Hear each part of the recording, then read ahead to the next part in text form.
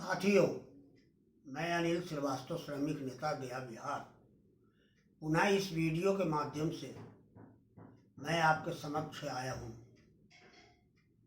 सबसे पहले तो इस्लाम धर्म से संबंध रखने वाले तमाम भारत के अंदर मुस्लिम संप्रदाय के लोगों को ईद मुबारक की मैं बधाई देता हूँ और यह उम्मीद करता हूँ कि ईद भाईचारे और शांतिपूर्वक के रूप में इस ईद को मनाया जाए।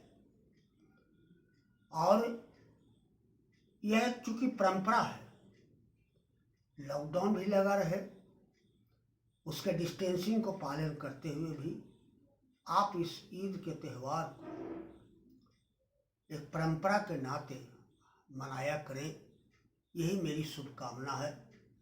और मैं उसी शुभकामनाओं को तमाम हिंदू मुस्लिम भाइयों को देना चाहता हूँ। आज आपको याद होगा कि पिछले दिनों भी मैंने केंद्र सरकार के समक्ष यह मांग उठाया था कि प्रत्येक व्यक्ति के खाते में 25,000 रुपया आप सीधे डाल दो और लॉकडाउन की अवधि को वह बढ़िया से इत्मीनान से घर में बैठ करके वो खाना खर्च चला लेगा। हमारी मांग शुरू से रही कि आपके पास जो पैसे हैं, आपने जो कहा था कि मैं 15 लाख रुपया दूंगा प्रत्येक के खातों में, मैं 15 की बात नहीं कर रहा हूं। केंद्र सरकार, मैं 1 लाख की मैं बात कर रहा हूँ। वो मैं 4 महीने में 25,000 रुपया चारों महीना में अब डाल दो सीधे खाते। लेकिन हमारी बात सुन कौन रहा है? लॉकडाउन आज 4-0 चल रहा है। लोग कैसे जी रहे हैं, कैसे खा रहे हैं, क्या मतलब है? कई चीजें बंद कर दी गई, कई चीजों को थोड़ा थोड़ा करके खोला गया। हफ्ता में 2 दिन और भी समय 5 बजे के बाद 6 बजे के बाद आप उसको बंद कर दो। बिका तो बिका और नहीं बिका तो राम भरोसे। कभी सोचा है कैसे वह व्यक्ति जिंदा रह पाएगा? ये सवाल है। खाद्य मंत्री जी कहते हैं 5 किलो चावल हम दे रहे हैं, 1 किलो चना का दाल दे रहे हैं। क्या यह संभव है कि 5 किलो चावल या गेहूं में और 1 किलो चने के दाल में आप चला दोगे भर महीना? क्या यह संभव है कि आप रसद जो चला रहे हैं स्वयंसेवी संस्था, कोई 100 पैकेट दे रहा है, कोई भोजन दे रहा है? अरे भारत को आप कहाँ ले जा रहे हो? दरिद्रों की जमात में ले जा रहे हो भारत को। कहाँ आप दिखा रहे हो कि लॉकडाउन का आफत पड़ा और हम भारत के लोगों को दरिद्रा की तरफ भोजन दे रहे हैं? शर्म नहीं आती है आपको? क्यों यह दृश्य पैदा कर रहे हो इस देश के? पहले भी हम सुना करते थे कि यह देश, हमारा देश गरीबी रेखा के अंतर्गत है। आज भी गरीबों को आप प्रदर्शित कर रहे हो। गरीबों के घूंघट को, गरीबों के पर्दे को आप बेनकाब कर रहे हो। क्यों ऐसा कर रहे हो? नाम कमाने के लिए? नहीं। क्या आपके पास, केंद्र सरकार के पास पैसे नहीं हैं? 25,000 रुपया महीना कौन बहुत बड़ा चीज है? पैसा है। पीएम केयर फंड में भी पैसा आया। कोई 20,000 करोड़ दिया, कोई 25 करोड़ दिया, कोई 40,000 करोड़ दिया। कौन कितना दिया इसका मैं हिसाब नहीं चाहता हूं। पैसा आया आपके पास, पैसा क्या करोगे? अब फंड में दो, 500,000 रुपया देते हो और गिनाते हो कि हम इतना रुपया दे रहे हैं। 500,000 रुपया में घर चल जाएगा? नहीं चलेगा, किसी कीमत पर नहीं चल सकता है। लॉकडाउन आप लगाए हो, आपके पास इलाज क्या है लॉकडाउन में? इस कोरोना वायरस के पास आप इलाज आपके पास क्या है? कोई इलाज है? केवल सुरक्षा के बचाओ, नाक पर पट्टी बांध लो, सोशल डिस्टेंसिंग पालन करो, हाथ धोवो, सैनिटाइज करो, फलाना करो, ढेकाना करो, इसके अलावा भी कोई उपाय है? अरे यही व्यवस्था आप अपनाओ तो सभी जगह कारखाने खोल दो, सभी दुकानें खोल दो, टेम्पू टैक्सी सब बंद कर दिए हो। जो बेचारा गरीब कमाता है, कहते हो कि टेम्पू पर 2 आदमी से ज़्यादा नहीं चलेगा। 2 आदमी में क्या पैसा दोगे? वही 2 आदमी का पैसा टेम्पू वाला वसूलता है, रिजर्व में जाएगा, पैसा लेगा। कितनी बात मैं आपको बताऊं व्यवहारिकता में, आप उस पर अमल करो केंद्र सरकार या राज्य सरकार से। आपने क्या व्यवस्था किया? प्रवासी मजदूर आ रहा है, अपने ही देश में प्रवासी बन चुका है। बिहार से कम 27 लाख मजदूर बाहर जाता है कमाने। क्या नीतीश बाबू कभी सोचा है कि बिहार से 27 लाख व्यक्ति, 1 लाख नहीं, 27 लाख बिहार से आदमी जाता है प्रदेश कमाने के लिए? आपके यहाँ रोजगार नहीं है? आपने तो डींग हाँका था बहुत जबरदस्त, जब हम सत्ता में आएंगे तो जितना भी मिल उल बंद है सबको हम चालू करवा देंगे और नया नया कारखाना हम बिहार में पैदा करेंगे। क्या आपने करवाया? इतने सालों के शासन काल में एक भी कारखाना आपने खोला? अरे कारखाने खोलने की बात तो छोड़ दीजिए, बंद जो कारखाना है उसको भी आपने नहीं चालू किया। यही वह कारण है 27 लाख श्रमिक बाहर काम कर रहे हैं, चले आ रहे हैं। क्या आपके पास नहीं नजर आता है ये सब चीज? कहा बिहार मजबूत होता, बिहार में कल और कारखाने का पैदाइश होता, नए नए कारखाने होते, तो शायद बिहार के मजदूर श्रमिक बाहर कमाने नहीं जाते बाहर। लेकिन आपने इस प्रकार से बिहार को नहीं बनाया। अब आपके चेला चपाटी लोग क्या बोलते हैं, भक्त लोग? नीतीश जी बोलते कम हैं, काम करते हैं, विकास पुरुष आप बताते हैं कि हम अपने को विकास करते। क्या विकास आपके अंदर में? बिहार का एक भी सवाल को आप बता दीजिए कि विकास किया है बिहार में। इक्के दुक्के की मैं बात नहीं करता हूँ श्रीमान जी, लेकिन आपने ऐसा काम नहीं किया। हम प्रवासी मजदूरों से भी कहना चाहते हैं, आप तो लौट आए हो, आप आ रहे हो अपने राज्य में, राज्य को मजबूत करो, हमारी बात मानो।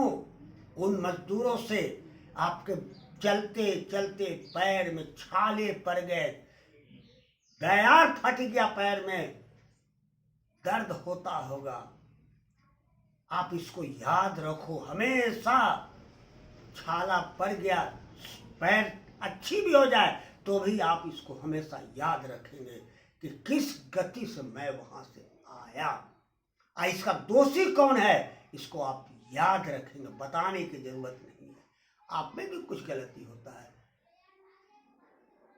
दर्द खत्म हो जाता है, आप भूल जाते हो, फिर लोग आ जाते हैं, आ करके जो है सो फिर से सत्ता में शामिल हो जाते हैं।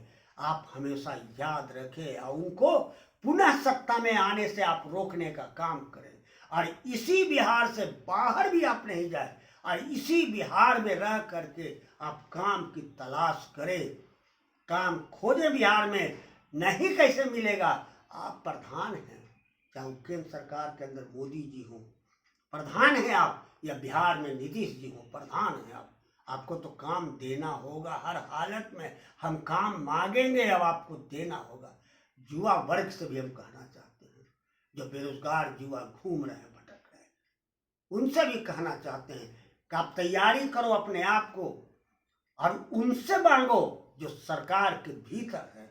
सरकार के भीतर उन भक्त जो लोग हैं उनसे कहो, रोक रोक के कहो कि हमको रोजगार दो, हमको रोजगार दो, हम काम करना चाहते हैं। हाथ पर हाथ धर कर किसी के ऊपर हम एहसान नहीं होना चाहते हैं, किसी के ऊपर हम बोझ नहीं बनना चाहते हैं। हम उन नौजवानों से कहना चाहते हैं, अरे हमारी बात समझो, हम आग्रह करते हैं, विनती करते हैं वैसे नौजवानों से, एक बार आवाज उठाओ कि बिहार में हमको रोजगार दो, हम बैठ के नहीं रहना चाहते हैं, हम कर्ज पर नहीं रहना चाहते हैं, हम ऋणी नहीं बनना चाहते हैं, यह तैयारी करो।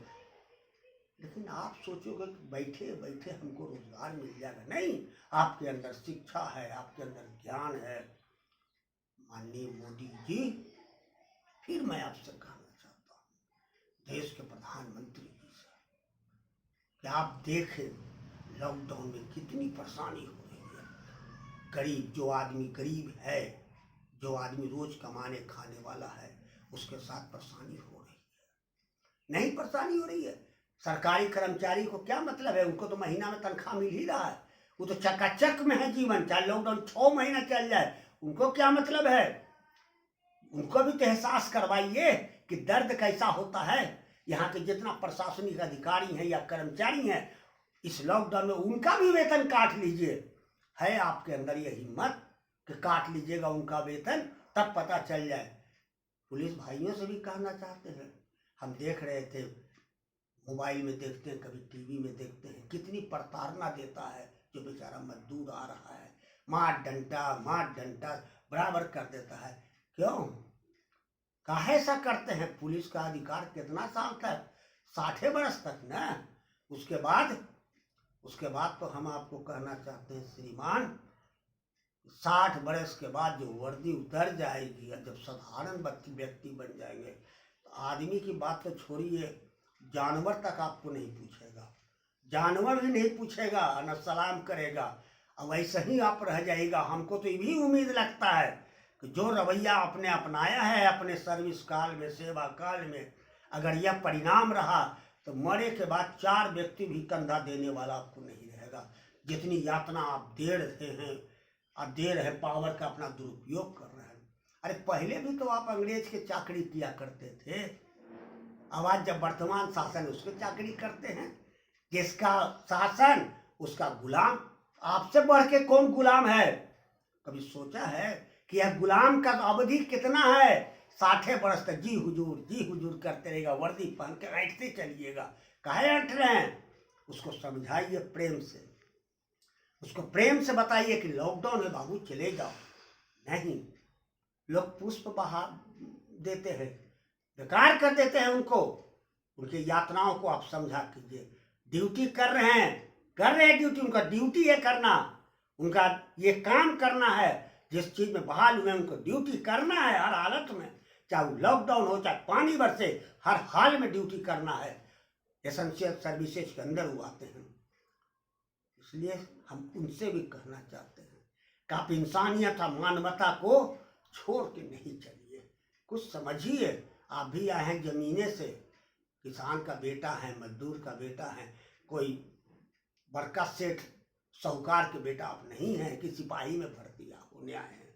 इसलिए आप भी समझिए। अब अगर आप नहीं समझेंगे तो इस कर्म का फल आपको निश्चित मिलेगा। लॉकडाउन में आपने मंदिर को बंद कर दिया, क्या भाई तो मंदिर बंद हो जाएगी। मस्जिद बंद कर दिया। मंदिर में कितना पहले पंडित जी, पुरोहित लोग जो बेचारे चलते थे, चंदा मांगते हुए, पुटली लेते हुए पूजा पाठ कराते थे, फूल माला बेचने वाले, सब के सब काहे बंद कर दिया मंदिर और मस्जिद। हम जानते हैं कि मंदिर और मस्जिद से कुछ होने वाला नहीं है, लेकिन क्यों आपने बंद कर दिया मंदिर। आप वही सिस्टम अपनाते, सोशल डिस्टेंसिंग का पालन करते हुए लोग मंदिर में दर्शन करते, मंदिर का दरवाजा खुल जाता, टन टनाटन घंटा का आवाज सुनाई पड़ता, जागरण होता, चहचहाहट होता कि मंदिर में कुछ हो रहा है, नए भीड़ लगाए देते। करते तो ऐसा काम, सबको बंद कर दिया लॉकडाउन। आप आराम से। मित्रों, मैं फिर कहना चाहता हूँ केंद्र सरकार से और राज्य सरकार से कि आप 25,000 रुपया महीना बैंक के खाते में आप दे, और राज्य सरकार से कहना चाहता हूं कि नया नया उद्योग आप यहां निर्माण करें। और प्रवासी मजदूर जो आए हैं उनसे कहना चाहता हूं कि अगर रोजगार आपको बिहार में नहीं मिले तो जितने भी ये भक्त लोग हैं जिसके बदौलत ये केंद्र और राज्य सरकार चल रही है, राजनीतिक दल के, उनको लोगों को सामने आप पूछें कि हमको रोजगार देते हैं या नहीं देते हैं। अगर नहीं दे तो उनको चलना फिरना बंद करवा दीजिए। ये मैं कहना चाहता हूँ साथियों। और एकता बना करके बिहार के अंदर ही आप रोजगार का सृजन करें। और मैं केंद्र सरकार से एक आग्रह करना चाहता हूँ कि जितने भी सरकारी कर्मचारी हैं जिनको सरकार से वेतन मिलता है उनका आधा कटौती कर दीजिए और वही पैसा को आप वैसे बंद जो हैं असंगठित क्षेत्र के कंपनी के लोगों को आप पैसा दे दीजिए। यही 3-4 आग्रह है केंद्र सरकार से जिसको मानने के लिए मैं पुनः वीडियो पर आया हूँ। और जनता को भी हम कहना चाहते हैं कि आप संगठित हो और इसके खिलाफ निश्चित जो है सो आप खड़ा हो रहने का काम करें। धन्यवाद अनिल श्रीवास्तव, धन्यवाद श्रमिक नेता अनिल श्रीवास्तव। मैं पुनः आप लोगों को धन्यवाद देता हूँ कि आप इस ओर प्रयास जरूर करें और इस संदेश को, इस सुझाव को मानने का कोशिश करें।